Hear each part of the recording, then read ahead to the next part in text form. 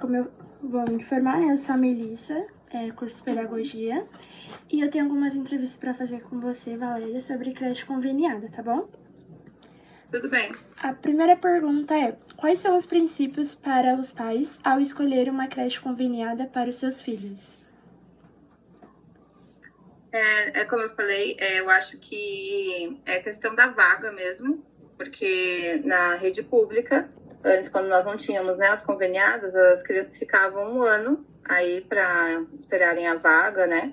Eu tive um sobrinho que ficou 2 anos esperando uma vaga, e agora, se os pais vão, a família vai na conveniada, é questão de uma semana, às vezes 3 dias, às vezes no dia seguinte já sai a vaga deles. Bem rápido. A segunda pergunta é: qual a importância da creche SEI na vida de uma criança? Dentro do SEI, a criança ela tem o desenvolvimento integral, né? Então, nós trabalhamos a educação integral dessa criança. A criança ela não vai só para o SEI para comer, dormir, trocar fralda, não é só isso. Então, nós temos essa visão da educação de uma forma integral, desenvolver essa criança de forma integral. Então, é muito importante que a criança participe também, até por conta da socialização. Sim. A terceira pergunta é: qual é o objetivo de uma creche conveniada e o que ela oferece à família?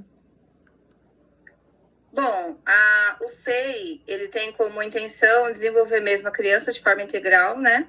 Trazer para a criança novos conhecimentos, novas culturas e também a enfatizar a identidade também, o território dessa criança. E para as famílias é trazer a comunidade para dentro do CI, para que eles conheçam o que é de fato a educação infantil, porque infelizmente a educação infantil ela ainda é muito desvalorizada no nosso país. Demais. A quarta pergunta: qual a importância dos auxiliares estagiários para os pais na educação infantil? Bom, é importante porque assim, os pais precisam. É importante que eles vejam que essas pessoas estudam também, né? Porque às vezes eles não têm a noção de que os professores estudaram. Muitos pais não sabem o que é pedagogia, não sabem que os professores estudam para ser professores de educação infantil. Eles acham que a gente só vai lá, manda o currículo, é contratado e está lá para cuidar de criança. E não é bem assim. Então, quando vê um estagiário, uma pessoa que está estudando, que está fazendo a faculdade e que vai ali. Sim. A quinta pergunta é: como foi incluir as práticas e brincadeiras na pandemia, sendo exigido um uso maior da tecnologia na vida cotidiana da criança? Foi difícil, bem difícil, porque, na verdade, a educação infantil é socialização, né? Eles aprendem por meio do convívio com o outro, da brincadeira, das interações. Então, as interações não existiram na pandemia, né? Foi tudo online, a gente pedia para que os pais mandassem, a família mandasse o vídeo da criança brincando, fazendo alguma proposta, mas a verdade é que não é a mesma coisa, porque nós não estávamos lá, não tinha aquele contato, aquele abraço, aquela brincadeira, o sorriso, então faltou um pouco, foi difícil. Imagino.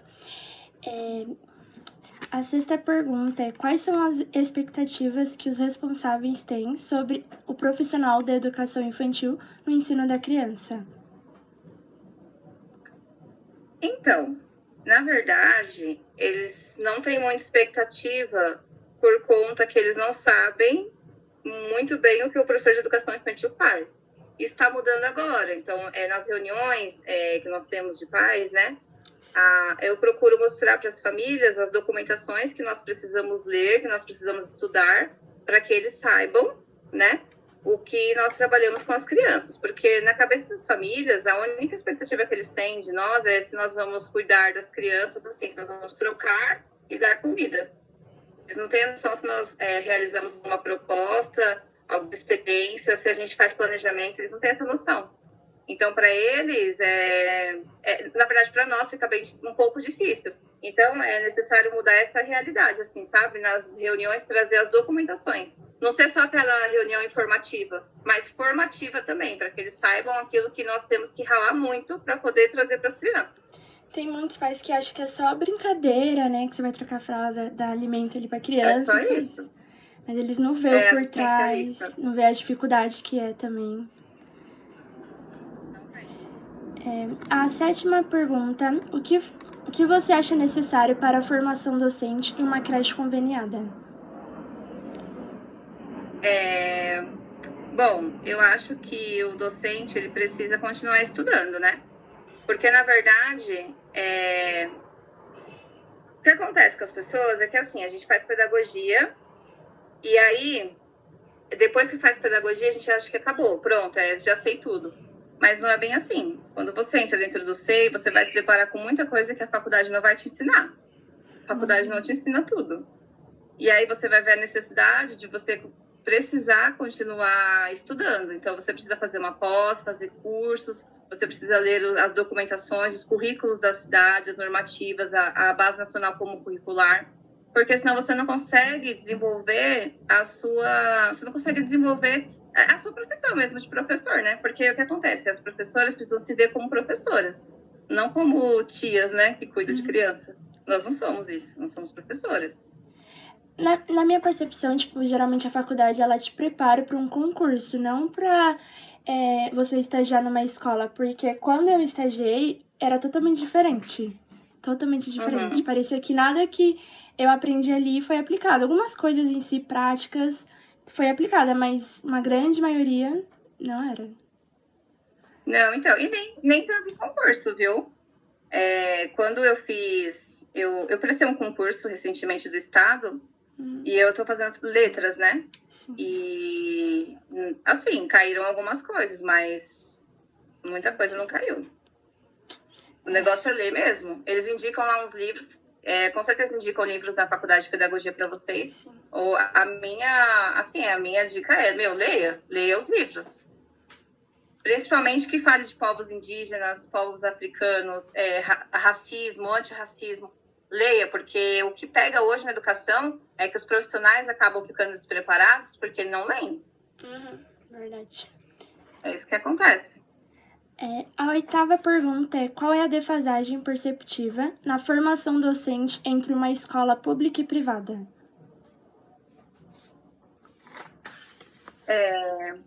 Na verdade, já começa pela formação do professor, né? Você fala isso mais no fundamental, né? Acho que nem tanto na educação infantil, não sei. Na educação infantil, não tem tanta defasagem de professor, né? Na verdade, as pessoas que se formam em pedagogia, a maioria vai para a creche conveniada. Até porque é um pouco mais fácil de conseguir emprego. Mas é o que eu estou te falando, muitas pessoas, não estou falando todo mundo, mas muitas pessoas acabam indo para lá só pelo emprego.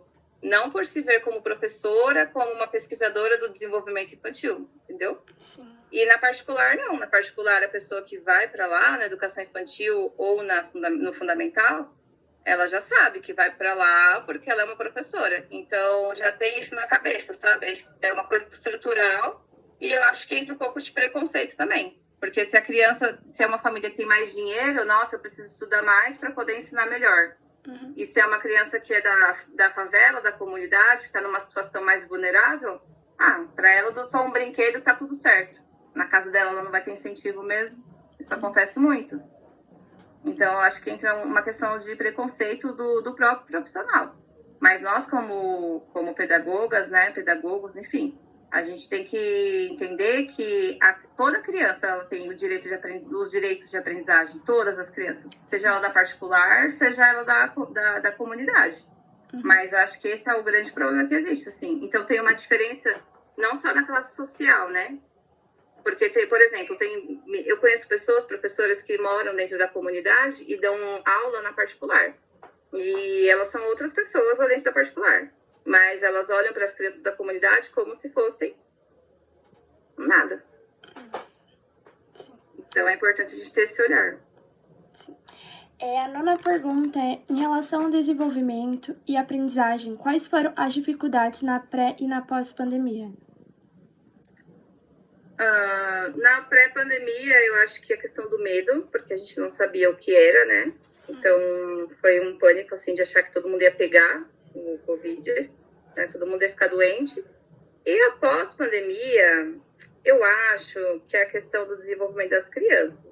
Porque, assim, as crianças que vieram vamos supor, as crianças que nasceram na pandemia, as crianças que vieram ali, que ficaram em casa na pandemia, eles vieram diferentes, né? Não são as mesmas crianças que, nasceram 4 meses, eu não sei. Não, são crianças que vieram com aquela proteção maior, que demoraram algumas até mais para andar, mais para falar, tiveram muita dificuldade de socialização.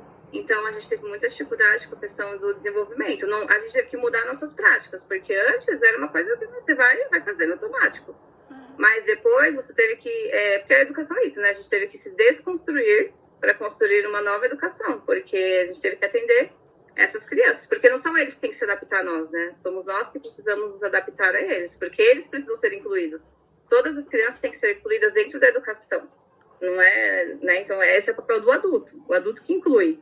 Então, a gente teve que mudar, refazer nossas práticas para incluir essas crianças que não tinham a mesma velocidade ali no desenvolvimento que as crianças antes da pandemia.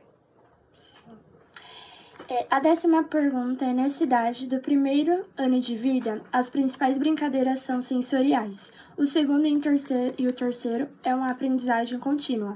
Quais são as dificuldades que a criança levou para casa e quais foram os seus maiores aprendizados durante essa jornada?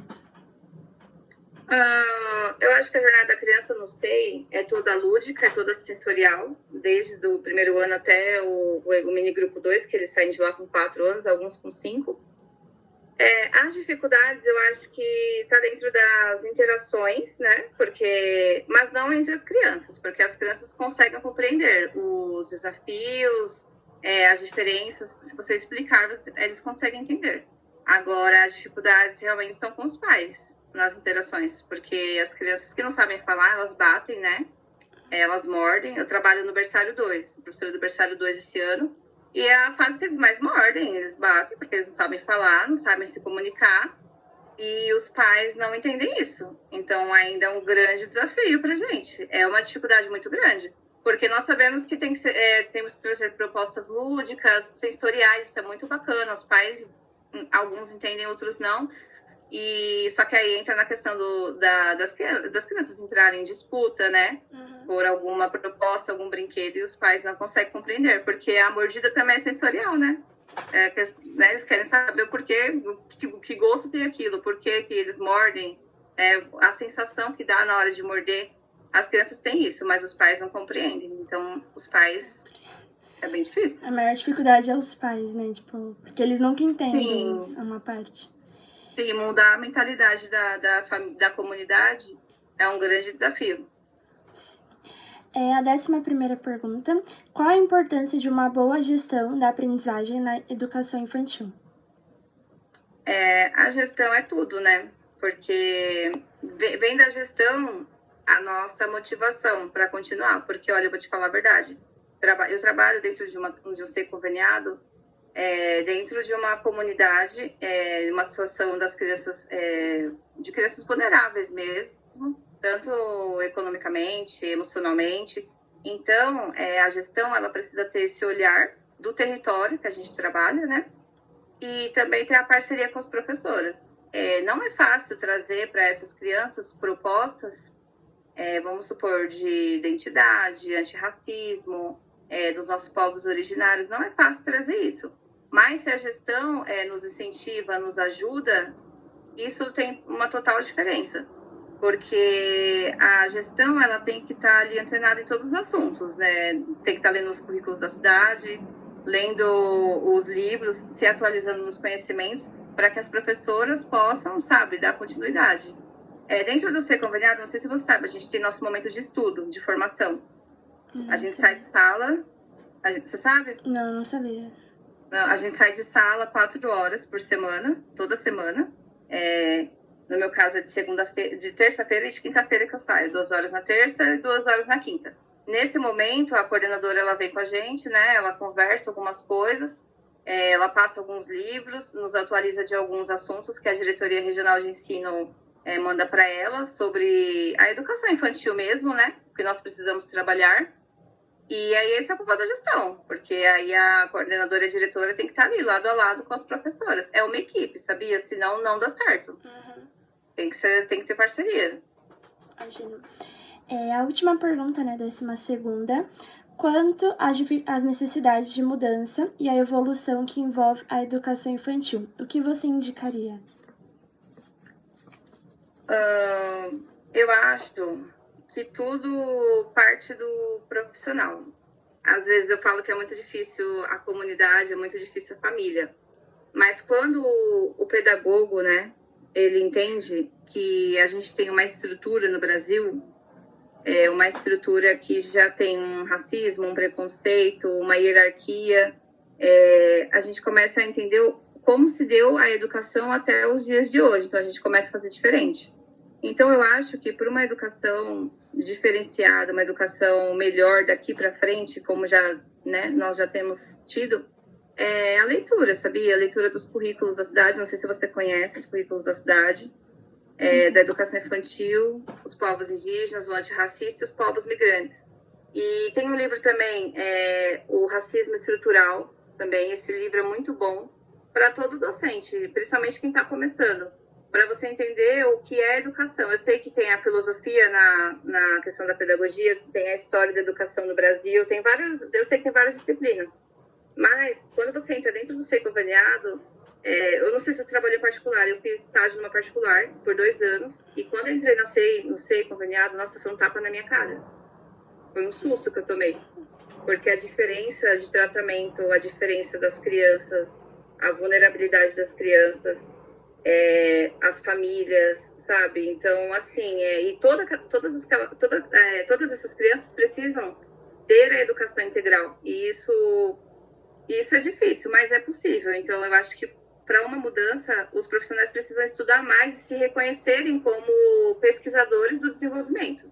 Porque nós não somos apenas pessoas que vão lá e cuidam das crianças. Nós temos que estudar o desenvolvimento daquela criança e trazer vários conteúdos e trazer a história também do nosso Brasil, que é muito importante. Essas foram as perguntas. Como eu falei, eu adorei, conhecer um pouco mais da Conveniado, que eu não sabia nada.